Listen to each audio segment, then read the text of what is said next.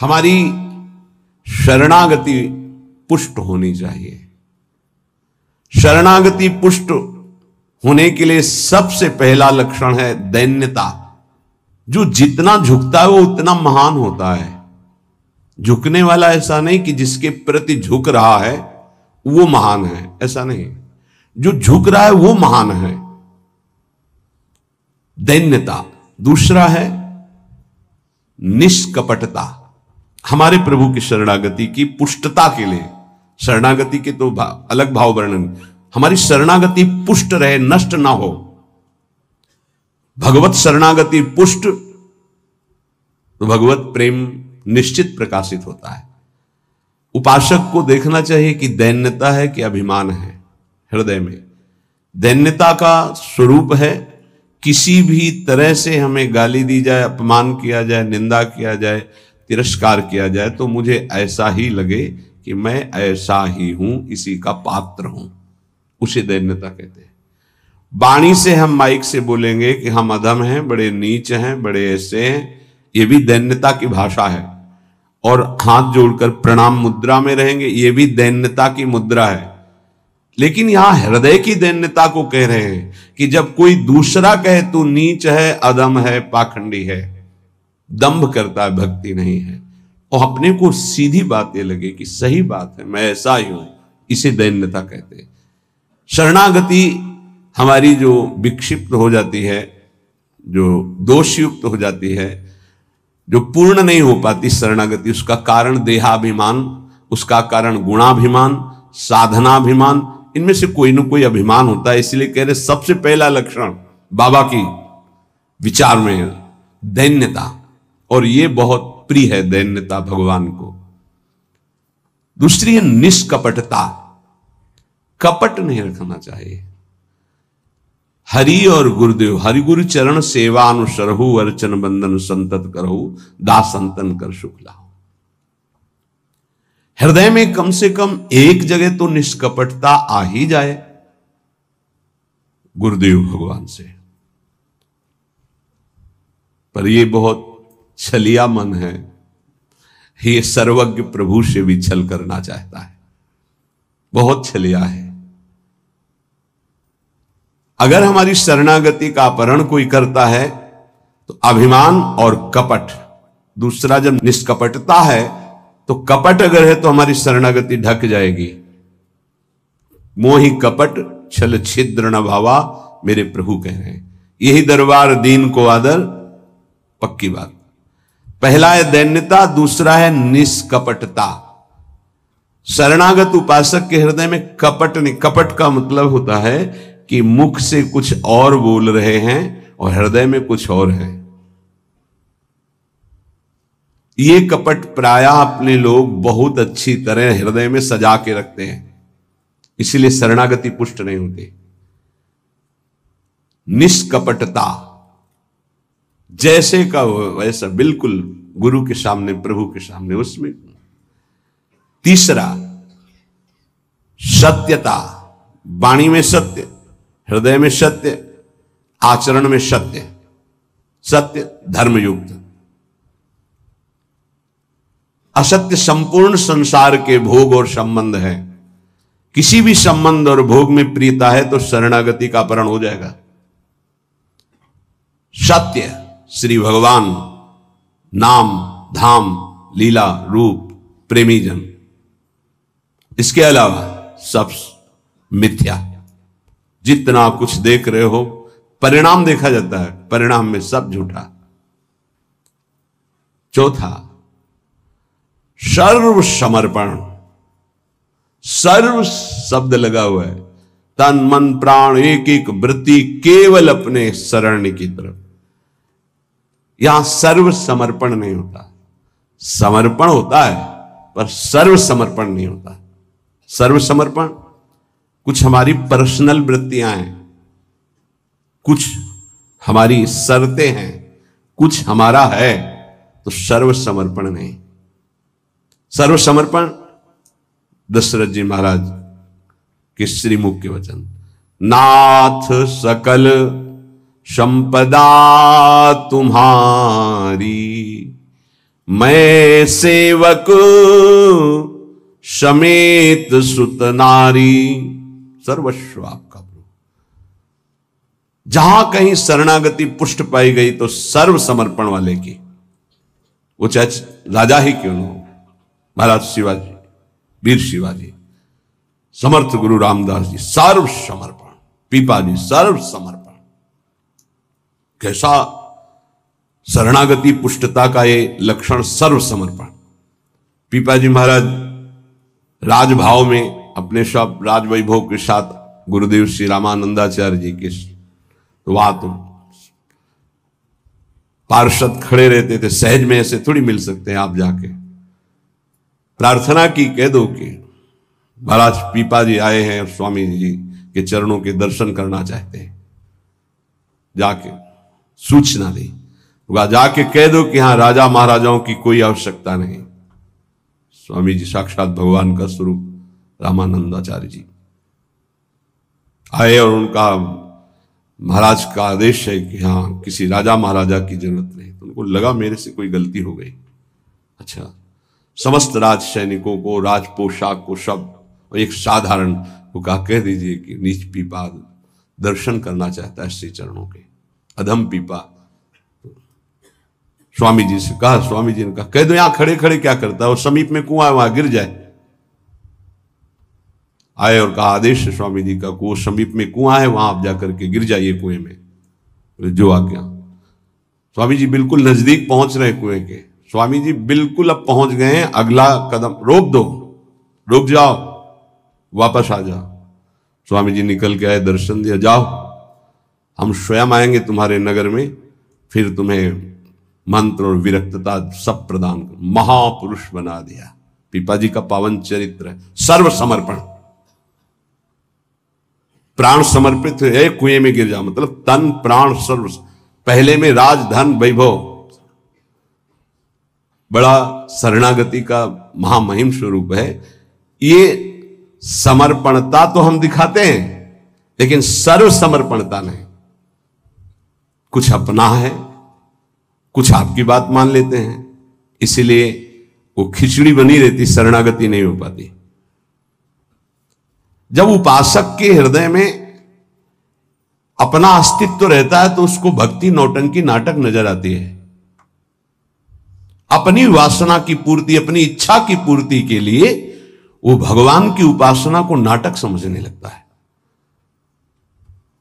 अगर अपनी वासना, अपनी इच्छा, इसका त्याग कर दिया जाए तो भक्ति का परिचय मिलता है।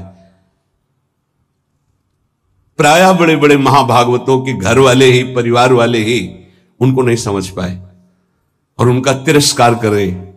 इस बात के लिए वो जैसा चाहते हैं वैसा आप चलिए, उनको जितना पसंद है आप कीजिए। जैसे कुछ भक्तों को कि हमको पूरी रज लगाना पसंद नहीं, बस हल्का सा तिलक लगा लीजिए, क्योंकि आपने गुरुमंत्र लिया इसलिए तिलक लगा लीजिए। ये जरूरी है पूरा मुंह में थोपना, क्योंकि तुम्हारी दृष्टि नहीं है ना, तुम रज पसंद नहीं करते, गाल गोरे पसंद करते हो। ये पसंद कर, ये चमड़ी कब तक रहेगी, नष्ट हो जाएगी, न तुम्हारी रहेगी ना जिसकी देख रहे हो उसकी रहेगी। पतन हो जाएगा। जिन जिन भक्तों का विरोध किया उनका पतन हो गया। ये सर्व समर्पणता भक्ति में जब साधक चलेगा तो अपने आप आ जाएगा, उसको किसी की कोई परवाह नहीं रहती। अपनी भक्ति में कहीं वो आंच नहीं आने देगा। जीवन की बाजी लगा दी है, अनंत जन्मों से बिगड़ी बात को बनाने चले हैं। तो हम ये देखते हैं कि देवता परिवार वालों की बुद्धि में बैठ करके उसको शरणागति से भ्रष्ट करना चाहते हैं। बस जैसा हम कहें वैसा तुम्हें चलना है। अब भी तुम अपना अधिकार रखते हो। भगवान की कृपा मनाओ कि अभी तुमको कुछ मान रहे हैं, इसलिए सुन रहे हैं वो भक्तजन, और ना माने, केवल प्रभु को माने तो रत्नावती जी ने मूड मुड़ा लिया और खिलाफत में बैठ गई उनकी आज्ञा के खिलाफ। राजन्नाज से त्यागती हूं, इस महल में प्रवेश नहीं करूंगी, केवल श्री भगवान का आश्रय लेकर संतों के बीच में रहूंगी। जो बिगाड़ना है बिगाड़ लीजिए। आखिरकार साष्टांग दंडवत और चरणों में गिरना पड़ा पूरे चरित्र के बाद। तो बहादुरी तो तुम्हारी इसी बात की है कि अपने प्रभु के चरणारविंद में आपने अपनापन का दान कर दिया। अब प्रश्न नहीं खड़ा होता तुम साधना का स्वरूप क्या जानते हो। अरे चित्त प्रभु में लगा है, पूरा दिन हो गया उठे ही नहीं आसन से, भगवदाकार वृत्ति है आसपास सब, बड़े सिद्ध महापुरुष की बात कह रहे हैं, पूज्य श्री श्रीधर बाबा। इतनी रज होगी पूरे सिंहासन में, इतनी ऊंचाई से, क्योंकि परिक्रमा नजदीक का लिध है के। अब उनको शरीर की शुद्ध नहीं तो कब वो रज पूछे। मच्छरदानी लगी थी, मच्छर क्या पूरा हाथ चला जाए, और 10-5 छिपकली उस मच्छरदानी में चिपकी रहती थी। बस ऐसे घुस गए अंदर, बस पूरा कमरा कहीं जाला, कहीं ये कहीं वो। जब बाबा इसे साफ, अरे नहीं भाई चलो तुम बाहर ऐसे रहने। जहां उनकी स्थिति है, कभी कभी ऐसी स्थिति देखी है कि जो वाणी से नहीं बोल सकते, ऐसी अनिर्वचनीय स्थिति। आंखों से अश्रुधारा, शरीर कांप रहा सैया पे, छूने की हिम्मत नहीं, चरण चापने गए, होश ही नहीं बाबा को, ओठ फड़फड़ा रहे, कैसी भगवदाकार एकदम स्थिति। जब उपासक चित्त प्रभु से जुड़ेगा तो ये सब अच्छा नहीं लगता। बढ़िया संगमरमर, बढ़िया सैया, बढ़िया नहीं खान पान ते भावे है, नहीं कोमल वसन सुहावे है, सब विषय लगे ते खारा है, हरियासिक का मग न्यारा है। क्या चल रहा है? ये दिमाग क्या कह रहा है? हर भाव हमारा केवल लौकिकता से जुड़ता है। भजन को क्या जाना, लौकिकता सिद्धांत को भजन माना जाता है। इसीलिए यहां शरणागति की ये अलग कोटि से वर्णन कर रहे हैं बाबा। नहीं, नवधा भक्ति का जो वर्णन होता है ना, उसमें श्रवणम कीर्तनम स्मरणम, शरणागति को बचाने की बात, पुष्ट करने की बात, पूर्णता की बात। 5वां सर्वाधारता। कोई भी हो, सबका आधार भक्त बन जाता है, घोर विषयी को भी रास्ता दे देता है। चलो ऐसे चलो भगवान के मार्ग में। सच्ची कहते हैं, कोई अगर भक्तों के हृदय को जान जाए तो लूट ले, माला माल हो जाए, पर वो भगवान ऐसी सीमा रखते हैं कि तुम जान ही नहीं सकते हो। जैसे कोई फिसल के गिर गया है तो आप खड़े होके नहीं उठा सकते हो, फिसल के गिरने वाले की गिरने की स्थिति में पहुंचना पड़ा, वैसे ही झुक के, वैसे ही गिर के, फिर उसे उठा करके फिर खड़ा किया गया। जितनी स्थिति में वो गिरा हुआ उसी स्थिति में पहुंचकर उठा। उसको क्या जरूरत है झुकने की? जिसने अपने जीवन में कभी भोगों को, विषयों को, संसार को, गृहस्थ को स्वीकार ही नहीं किया, वो तुम्हारे बीच में घुसकर तुम्हें पकड़कर जहां तुम हो वैसी स्थिति से उठाकर ऊपर खड़ा कर रहा है। अगर तुम सही उपासक होते तो दृष्टि मात्र से तुम्हारा उद्धार हो जाता, लेकिन तुम उस बात को नहीं समझते हो। इसलिए ये सब व्यवहार अपनी स्थिति से उतरकर और झुककर तुम्हारे समान बनकर तुमको उठाया जाता है। सर्वाधारता, उस नहीं समझ पाओगे, नहीं समझ पाओगे। काम से, स्नेह से, भय से, क्रोध से, द्वेष से, किसी भी तरह से वो जुड़ जाए केवल तुम्हारी वृत्ति उनसे, वो संभाल करके उठा करके सच्चिदानंद में जोड़ देंगे। चाहे भगवान से जुड़े या भगवत प्राप्त महात्मा से, भगवत प्रेमी से जुड़े, वहीं पहुंचा देंगे। नंग धड़ंग शराब पिए हुए गंगा जी में खड़े हैं, उपद्रव कर रहे हैं, नारद जी महाराज के सामने अभद्र स्वरूप में खड़े। ये पशुता तुम्हारे अंदर केवल धन वैभव के अभिमान से आई है। तुम कुबेर के पुत्र हो, ये हालत तुम्हारी। जाओ, मैं तुम्हें शाप देता हूं, तुम वृक्ष योनि को प्राप्त हो जाओ। लगा ना कि महात्मा बहुत कड़ुआ स्वभाव प्रकट कर दे, बहुत करुणा कर दे। हालत क्या थी, पहुंचा कहां दिया। वृक्ष तो बनो पर नंदालय के, जाओ तुम्हें सच्चिदानंद भगवान का दर्शन, संभाषण और स्पर्श प्राप्त हो, जो बड़ी बड़ी साधनाओं से नहीं प्राप्त होता। और नारद जी ने शाप दे के प्राप्त करा दिया। दामोदर गोविंद भगवान के उदर में बंधा हुआ उखल है, घसीटते हुए वहां जाते हैं, यमलार्जुन के बीच में फंसा देते हैं, मारते हैं अखिल शक्तियों के स्वामी, जरा सा झटका उखड़ कर दोनों वृक्ष गिर जाते हैं। उनसे दिव्य रूप धारण करके यही प्रकट होते हैं जो यमलार्जुन बने हुए थे। नलकुबर मणिग्रीव शायद ऐसा नाम है। भगवान का दर्शन, संभाषण, स्पर्श, साप दे दिया तो ये प्राप्त हुआ। विचार करके देखो, समझ में नहीं आता। जीव को ये समझ में नहीं आता कि हमारे ऊपर कितनी कृपा है। सर्वाधारता इस शरणागति की पुष्टता का लक्षण है। वो सबका आधार बन जाता है। जैसे हमारी सबकी आधार भूमि है, ऐसे वो भक्त बन जाता है। रखो मेरे ऊपर पैर, निकल जाओ भगवान की गोद में जाओ। वो इस उदारता को, इस कृपा को इस साधारण जन नहीं जानते, अवहेलना करते हैं। एक एक वृत्ति तुम्हारी संभालने के लिए हमारी श्री जी की भक्ति तैयार है। एक एक वृत्ति को तुम्हें रोना नहीं आया कि हमारे ऊपर कितनी कृपा है। बहुत कृपालु शरणागत जन होते हैं श्री जी के। जैसे श्री जी का स्वभाव तो वही अंश में उतरता है उनके जनों में। सर्वाधारता, सबके लिए आधार भूमि बनने के लिए तैयार है। छठवां, पूर्ण विश्वास अपने इष्ट पर। जैसे राम काज के लिए लंका में प्रवेश कर रहे हैं हनुमान जी महाराज।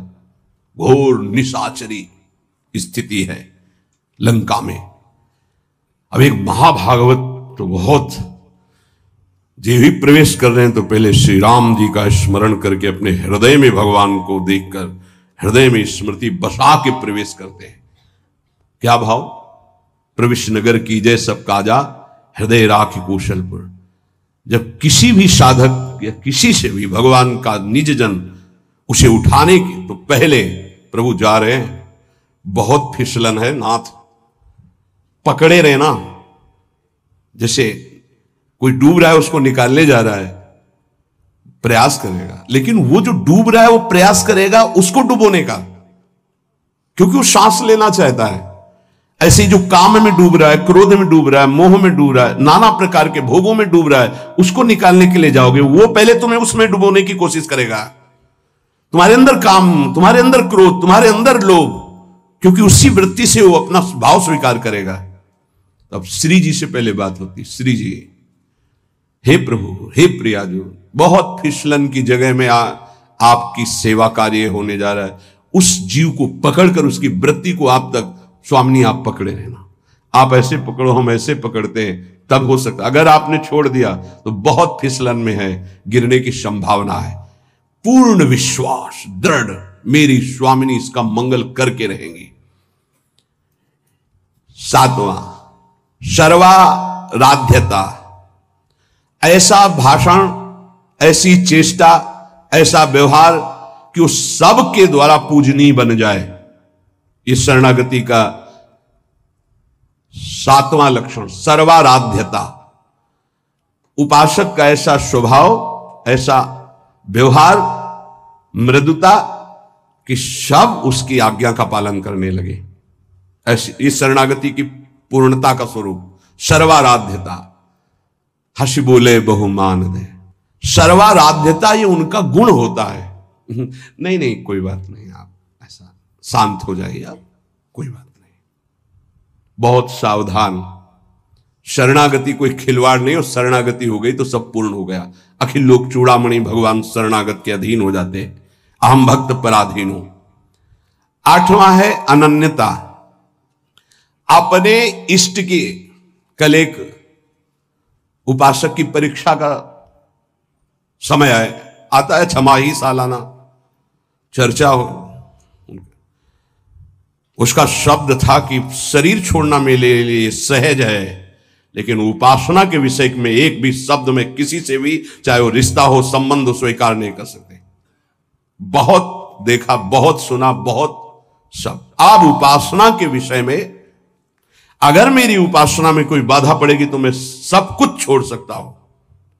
शरीर छोड़ना मेरे लिए सहज है, उपासना नहीं। उपासना में अगर कोई नहीं, बस इस बात से उस समय तो नहीं कहा जाता बड़ाई कि हाँ शाबाश, नहीं, ठीक है, ठीक है, अच्छे विचार। एकांत में जब मनन होता है तो आशीष निकलता है। हाँ, ऐसे ही अपने आराध्य देव की अनन्यता पे फर्क नहीं पड़ना चाहिए, इसी से भगवत प्राप्ति होती है। एक 4 दिन के पति पुत्र परिवार के संबंध हैं, अनंत काल का संबंधी मेरा उससे मिलने का अवसर आया है। अब ये सब माने हुए नहीं, जो है उनके लिए है। प्रभु मेरे प्रीतम, मेरे पति, मेरे प्राणनाथ, मेरे जीवन, ये माने हुए हैं। 30 वर्ष पहले तुम जानते भी नहीं थे कि कौन है जिनको तुम पति पुत्र परिवार प्रीतम क्या क्या भाव, और 30 वर्ष बहुत बहुत प्लस और जोड़ लीजिए, इसके बाद खाक में मिल जाएगा तुम्हारा तन और उनका भी तन। ना वो संबंध रहेगा ना वो परिचय रहेगा, संबंध भी नहीं रहेगा परिचय भी नहीं रहेगा। तो परिचय जिससे बनाने आए हैं अब ये जन्म केवल उनके लिए। ऐसा नहीं है कि कोई भक्ति में चले तो रसगुल्ला और रबड़ी यही खाते भक्ति होती, वो एक अलग भक्ति होती है। जैसे आपकी साधना बढ़ेगी तो आपके साथ विरोध शुरू होगा, और अगर विरोध में वही स्थिति रही एक रस अनन्यता तो आपकी सिद्धि नहीं। तो क्या बिगाड़ा था देवर विक्रम का? पूरे जीवन भर वो विरोध। क्या बिगाड़ा था नरसिंह मेहता जी ने अपनी भाभी का? जीवन भर भारी विरोध। क्या बिगाड़ा था विभीषण जी ने रावण का? भला ही तो सभा में लात मार के भगा दिया। क्या बिगाड़ा था विदुर जी ने धृतराष्ट्र और दुर्योधन का? गांव के बाहर एक अकिंचन की तरह कुटिया बना के नहीं पाना दे। ये बहुत सूक्ष्म विषय। अपने इष्ट की अनन्यता में कोई फर्क जीवन में नहीं आना चाहिए, चाहे जैसी परिस्थिति आ जाए। इष्ट और गुरु संबंध में कोई फर्क नहीं पड़ना चाहिए। बहुत संबंध देखे, हर संबंध का निर्वाह उतना ही करेंगे जितना इष्ट और गुरु के संबंध में बाधा नहीं पड़ेगी। इष्ट और गुरु के संबंध में बाधा पड़ जाए से हर संबंध में आग लग जाए। जाके प्रिय न राम वैदेही तजिए ताहि कोटि वैरिशम जद्यप परम सनेही। अगर अपने को समझता है कि मेरे द्वारा भरण पोषण होता है, जात से तेरा पानी भी नहीं पिएंगे, देखते हैं शरीर चलता है नहीं।